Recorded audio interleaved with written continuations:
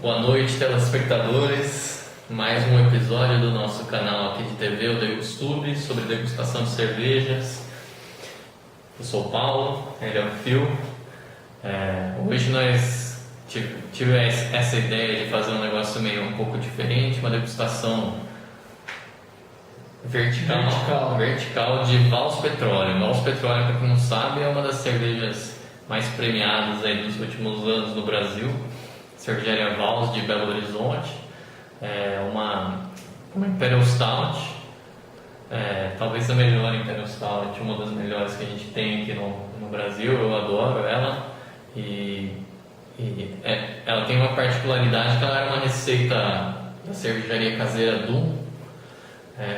O pessoal fazia cerveja sem registro, nada, era caseira mesmo, e a Vals, que é uma cervejaria grande, pegou essa receita, se apropriou, pagou obviamente para eles e fizeram uma receita em larga escala numa fábrica com registro no Ministério da Agricultura e soltaram essa receita que já tinha sido premiada em alguns concursos para o mercado, que é justamente a petróleo.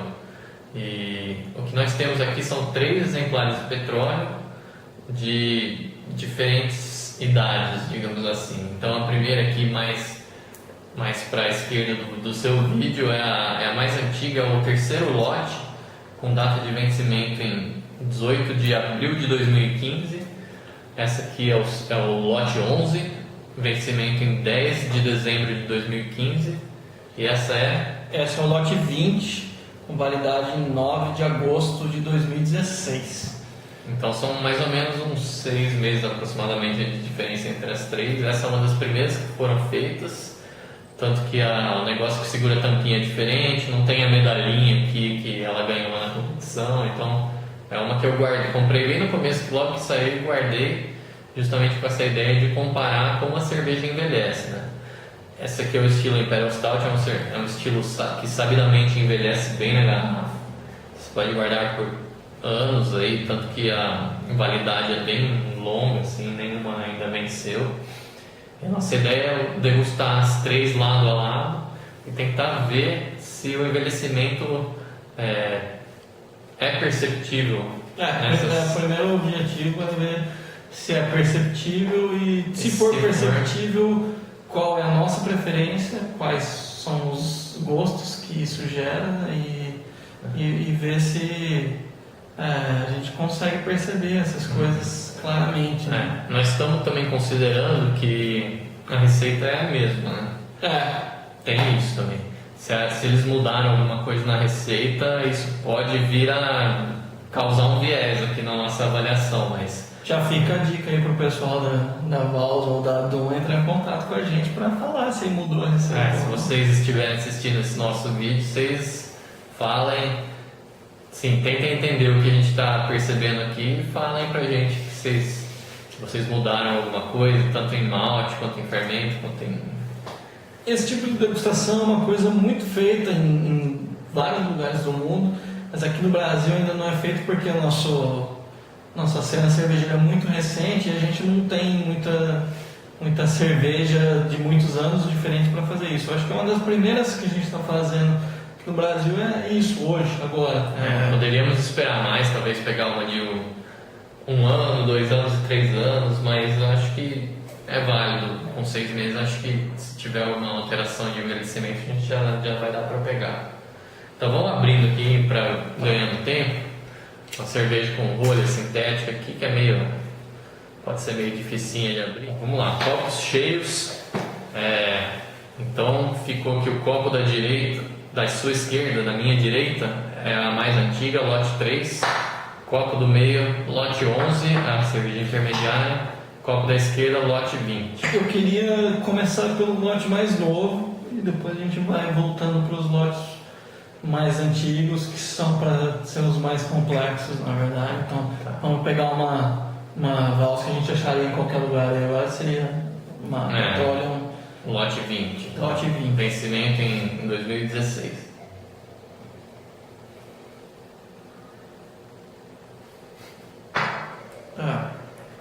Uma coisa... Bastante álcool vindo, né? Uma coisa de se notar é o aroma não tão extremo, não tão gritante, não tão Intenso. complexo também, e não tão intenso. Isso tudo falando de uma Imperial Stout. Então o que a gente pega aqui é eu pego muito mais chocolate amargo do que café. Sim, um frutadinho, mas tô pegando muito álcool. Leve demais, frutado. né? Álcool realmente, quando você dá uma aspirada muito grande, você sente o álcool batendo Entrando no nariz, Exatamente. bem volátil. Né? Um tom amadeirado também. Não sei se é o álcool, eu estou associando isso ao álcool. Pode ser. Eu sinto uma leve baunilha, mas talvez eu também esteja confundindo com um pouco do chocolate, que pode estar dando essa nota. Deixa eu só cheirar seu copo pra tirar uma dúvida. Eu achei que podia ter alguma coisa no meu copo, mas tá igual mesmo. Ela tem uma nota.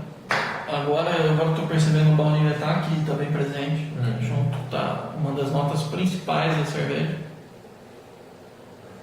Mas pouco malte, eu acho. Pouco malte perceptível para uma Imperial Stout. E eu também notei pouco complexidade de ésteres. Sim. Com o tempo ela já está mais quente mesmo. Eu estou percebendo ela mais unidimensional do que as várias coisas que aparecem em Imperial Stout. A coloração dela é bem opaca, escura, uma espuma que não persiste muito, tem só uma película fina, marrom clara na superfície. Mais do que isso, para mim é um marrom bem mais escuro. É uma das cores. É um marrom. Realmente é um marrom, marrom bem escuro mesmo. marrom bem intenso, que denota que usou-se uma carga grande de malte torrado. Sabor.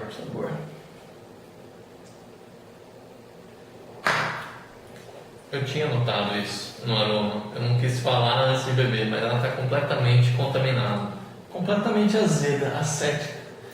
Completamente. Eu tinha notado um negócio meio uva assim no aroma, eu decidi não falar, mas ela está contaminada. Então, uma cerveja que se contaminou, ela é relativamente recente, eu comprei no Pão de Açúcar. Inclusive na abertura da garrafa, ela foi que teve o estouro maior de todos. Ou seja, tinha pressão dentro da garrafa, mas não sei o que aconteceu. E isso é uma das coisas que a gente vale a pena conversar sobre outro tópico quando isso aparece. Quando você pega uma cerveja azeda, estragada, contaminada, geralmente quem não conhece nada de cerveja vai culpar logo a cervejaria, porque é fácil de associar. Quando você já conhece, já toma um pouco mais, já tem uma experiência maior, você entende que podem acontecer problemas não com a cervejaria, mas com o distribuidor e com quem está vendendo essa cerveja. Mas cervejarias muito boas, elas sabem que tal distribuidor, que tal revendedor, ela trata mal a cerveja e para de vender cerveja para esses lugares. Então, no final das contas, o que essas cervejarias fazem, elas entendem que essa associação de cerveja azeda, cervejaria ruim, ela de fato ela tem um fundo de verdade. Por isso que eles fazem isso. Então, fica essa reflexão de sempre tentar comprar de lugares que tratam bem a cerveja, e aí fica um fundo, uma pulguinha atrás da orelha de que isso na cervejaria pode estar sendo, o problema pode estar acontecendo na cervejaria também, não é só o distribuidor. Tá. Então a gente não tem mais como avaliar essa primeira amostra, porque ela não é o que ela era para ser. Exato. Então a segunda amostra, que é a lote 11, teve um problema também. Eu editei a parte que eu abri a cerveja, mas quando eu tirei a rolha, não fez nenhum estouro e ela está totalmente flat, sem carbonatação. Vamos pro aroma dela, pro sabor, para ver se ela está com o mesmo problema de azedo. Ela está aqui com um aroma um pouco diferente. Para mim esse aroma é de uma oxidação forte de uma cerveja que foi oxidada por bastante. Ela tem zero carbonatação, ó. Vocês podem ver aqui, ó. Nada de espuma, tô girando. Ela tem um aroma de caldo de carne. É esse o aroma. É uma coisa de carne mesmo. E também eu acho que. Um pouco ali de madeira, mas nada de malte vindo. Eu acho que tá bem sobrepujando mesmo. Bom, vamos pro sabor para ver como ela se apresenta.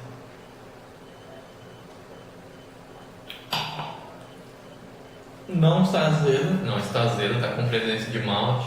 Tem uma carbonatação muito leve ali, mas. Muito Estou ajudando alta, né?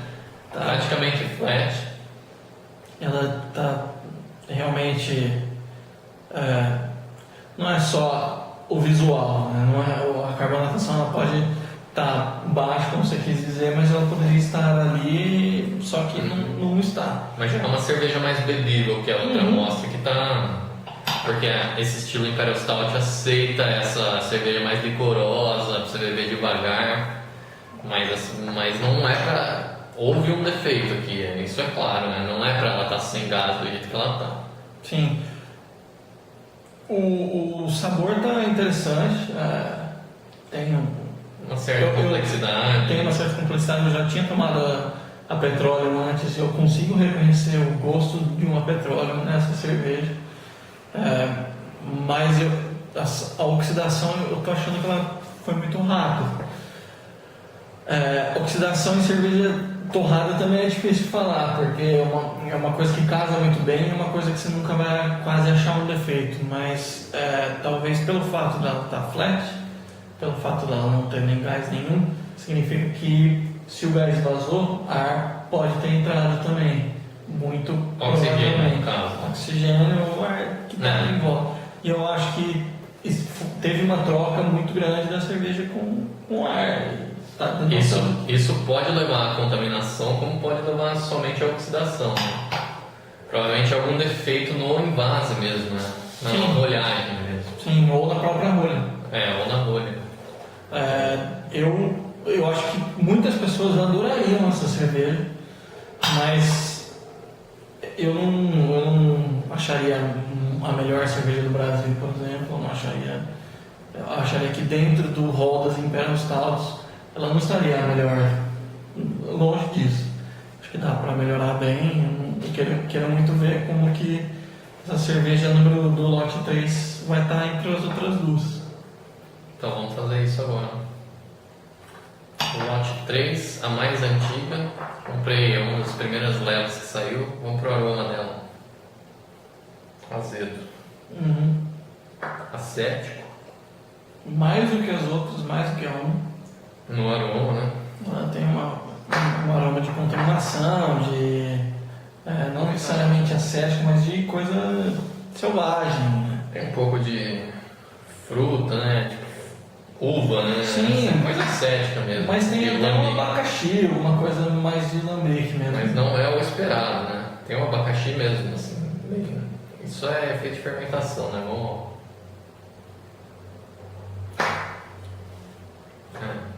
É uma cerveja que perdeu totalmente a ideia, né?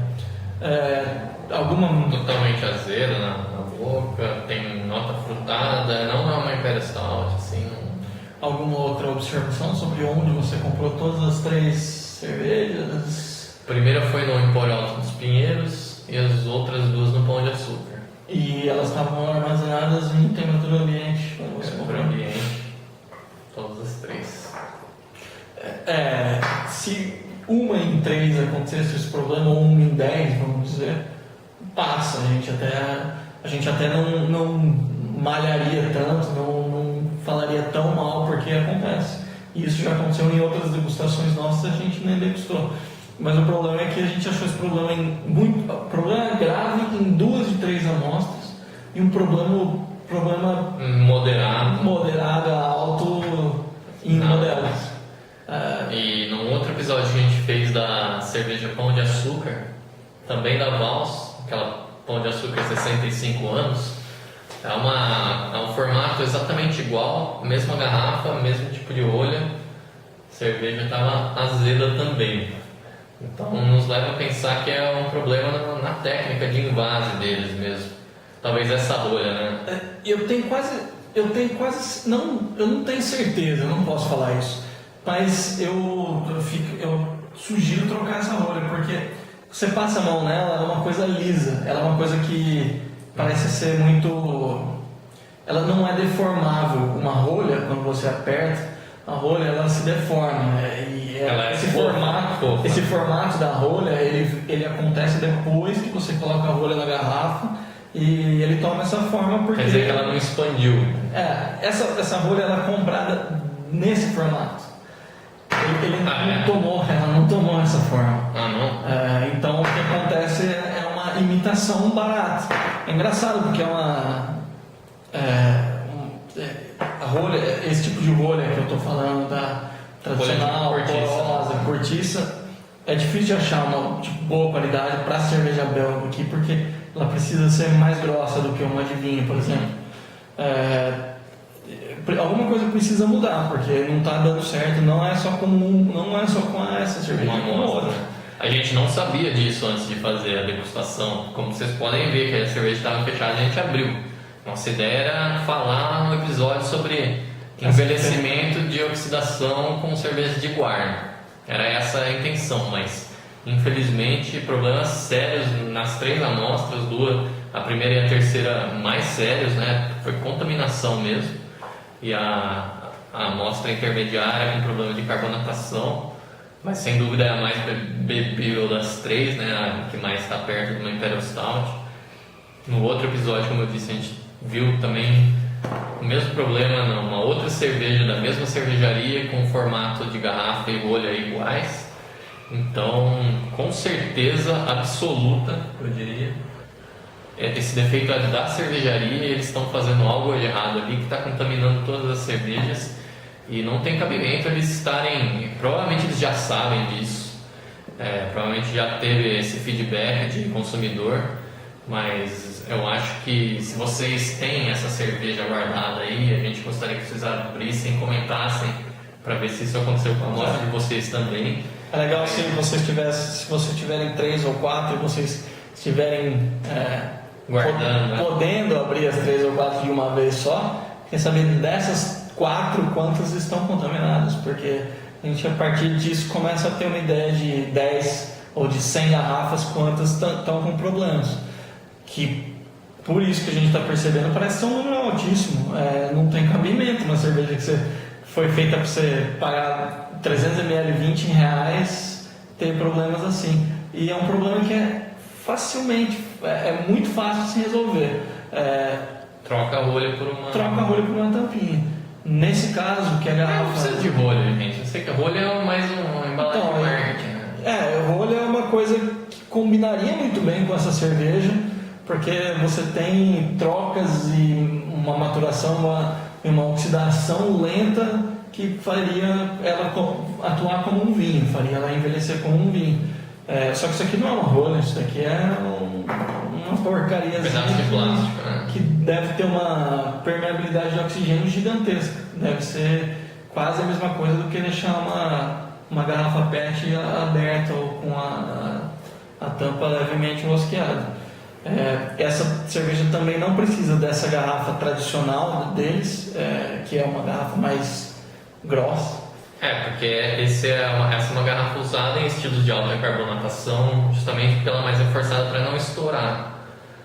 Porque geralmente é refermentada na garrafa esses estilos, então não tem por que fazer uma Imperial Stout numa garrafa assim. Mas isso não vem ao caso também, a gente não quer discutir como é a apresentação de cada cerveja faz o que quer. Só que isso não pode entrar no resultado final, entendeu? Deve ter muita gente com cerveja estragada. Eu mesmo presenteei uma pessoa com uma cerveja dessa, agora eu tô pensando, puta, que mancada, né? Porque provavelmente ela tá estragada também. Então, é isso, assim. A gente tem que elogiar quando tem que elogiar.